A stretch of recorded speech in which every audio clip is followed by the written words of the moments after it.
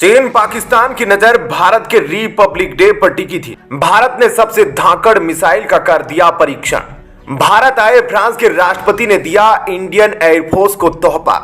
France Bharat के बीच 6th generation लड़ाकू विमान से जुड़ी डील पर आई अब तक की सबसे बड़ी खबर। दोस्तों, एक तरफ भारत के अंदर रिपब्लिक डे की तैयारी चल रही थी। चीन पाकिस्तान की नजर इस खास मौके पर प्रदर्शित किए जाने वाले भारत के खतरनाक हथियारों पर टिकी थी। उधर भारत ने बहुत ही गुपचुप तरीके से खतरनाक मिसाइल का परीक्षण कर डाला है। इस मिसाइल की रेंज और सटीकता इतनी ज्यादा है कि इससे बच पाना नामुमकिन हो गया है। इस मिसाइल को खासकर चीन के लिए सबसे बड़े खतरे के रूप में देखा जा रहा है, क्योंकि इस मिसाइल से अब भारत चीन की सीमा पर नहीं बल्कि चीन के अंदर तक मार करने की क्षमता हासिल कर लिया है। इस मिसाइल को रडार के अंदर ट्रैक करना बेहद मुश्किल काम है, क्योंकि इसकी फ्लाइंग एल्टीट्यूड रेंज बेहद कम है। यह जमीन से बहुत कम ऊंचाई पर उड़ने की काबिलियत से लेस है। और तो और यह मिसाइल लगातार अपने रास्तों में भी चेंजेस करती रहती है, जिससे अगर इस मिसाइल का पता दुश्मन को लग भी गया तो इसको टारगेट करना कठिन हो जाता है। दोस्तों, इस मिसाइल की मारक क्षमता 800 किलोमीटर है, जो चीन और पाकिस्तान को तो तबाह करने में कामयाब है। भारत की जरूरत भी नहीं है 5000 किलोमीटर तक मार करने वाली मिसाइल को बनाने की, क्योंकि भारत का दुश्मन ना तो अमेरिका है ना ही यूरोप। भारत का युद्ध होगा तो चीन और पाकिस्तान के साथ ही हो सकता है। तो दोस्तों, इस वीडियो में विस्तार से इस मिसाइल के बारे में आपको बताएंगे कि ऐसी कौन सी मिसाइल का परीक्षण भारत ने किया है जिसमें इतनी सारी काबिलियत मौजूद है। लेकिन इस खबर के साथ एक और खास और महत्वपूर्ण खबर के बारे में भी आपको बताएंगे, जो भारत के दौरे पर आए फ्रांस के राष्ट्रपति के दौरे से निकल कर आई है। दरअसल दोस्तों, यह खबर 6th जनरेशन के फाइटर जेट से जुड़ी है।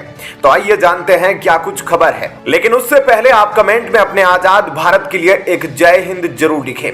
दोस्तों, भारत के रिपब्लिक डे के मौके पर फ्रांस के राष्ट्रपति इमैनुअल मैक्रों आए। यूनाइटेड नेशन के अध्यक्ष डेनिस फ्रांसिस आए।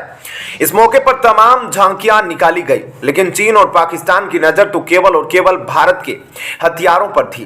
तो भारत अपनी इन दुश्मन देशों को निराश नहीं होने दिया।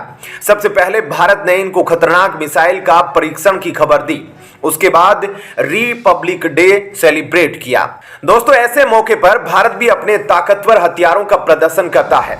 इतने बड़े इवेंट पर जहां चीन का फोकस भारत की ताकत में जान भरने वाले खतरनाक हथियारों पर रहता है, तो ऐसा हो ही नहीं सकता कि आसमान में राफेल की दहाड़ ना हो, क्योंकि भारत को पता है कि राफेल की दहाड़ से चीन का प्राण सूख जाता है।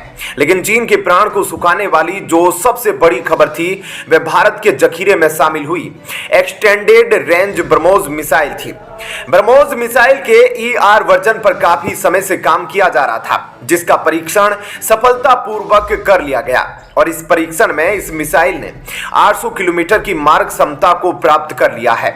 यह जो परीक्षण किया गया है यह इंडियन नेवी के द्वारा किया गया है। इस परीक्षण के द्वारा इंडियन नेवी के अंदर वो काबिलियत आ गई है कि नेवी चीन और भारत ही पाकिस्तान टेरिटरी के अंदर बिल्कुल पिन पॉइंट एक्यूरेसी पर अपने निशाने को लगा सकती है।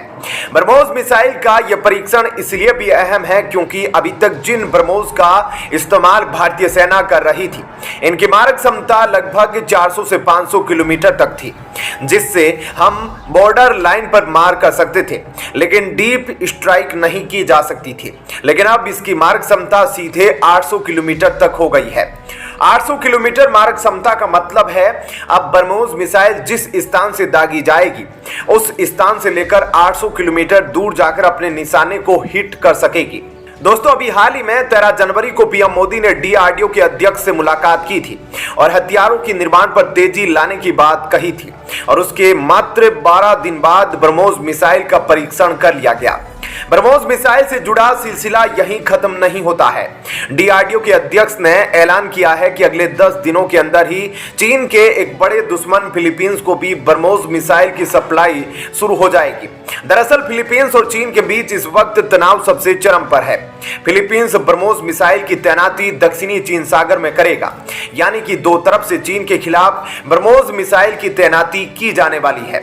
एक ओर से भारत आने वाले समय में 800 किलोमीटर तक मार करने वाली ब्रह्मोस मिसाइल की तैनाती करेगा, तो दूसरी तरफ फिलीपींस 300 किलोमीटर तक मार करने वाली ब्रह्मोस मिसाइल तैनात करने वाला है। उधर फिलीपींस काफी दिनों से तनाव में था क्योंकि चीन से उसकी टेंशन बढ़ती जा रही थी। तो दूसरी तरफ फिलीपींस को यह भी चिंता सता रही थी कि भारत समय पर ब्रह्मोस मिसाइल की डिलीवरी कर पाएगा कि नहीं। बहरहाल दोस्तों, यह तो थी ब्रह्मोस मिसाइल से जुड़ी हुई खबर। अब आइए भारत और फ्रांस के बीच के 6th जनरेशन लड़ाकू विमान को लेकर कौन सी खबर आई है उसके बारे में बताते हैं। दोस्तों, इस साल के गणतंत्र दिवस के मुख्य अतिथि फ्रांस के राष्ट्रपति इमैनुअल मैक्रों थे। उनके इसी दौरे के दौरान भारत के लिए एक बड़ी खबर सामने आई है। यह खबर 6th जनरेशन लड़ाकू विमान से जुड़ी हुई है। दरअसल भारत और फ्रांस के बीच जो नई डील होने वाली है, यह 6th जनरेशन लड़ाकू विमान के इंजन से जुड़ी हुई है और इस खबर की पुष्टि फ्रांस के अंदर मौजूद भारत के राजदूत ने खुद की है।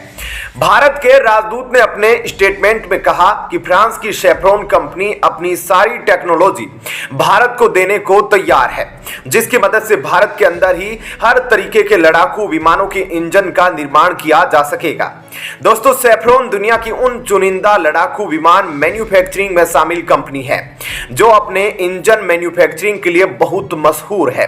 दुनिया के अंदर मौजूद टॉप क्लास के लड़ाकू विमान में इसी कंपनी के द्वारा बनाए गए इंजन का इस्तेमाल किया गया है।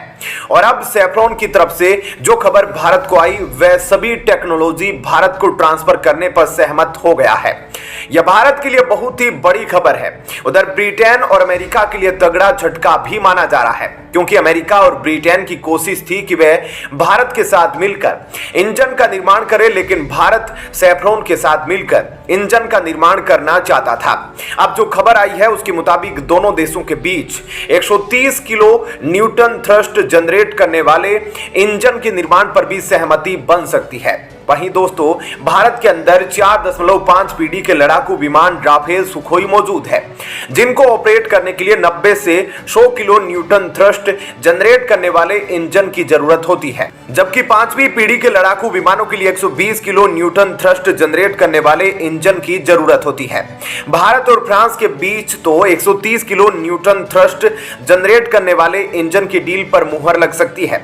इस इंजन की डील पर आज कोई बड़ी खबर आ सकती है। बहरहाल दोस्तों, इस वीडियो में इतना ही, लेकिन इस पर कोई खबर आती है तो हम उसे अगली वीडियो में आपको बताएंगे। लेकिन आपको यह खबर पसंद आई हो तो वीडियो को लाइक और चैनल को सब्सक्राइब जरूर कीजिएगा। जय हिंद, जय भारत।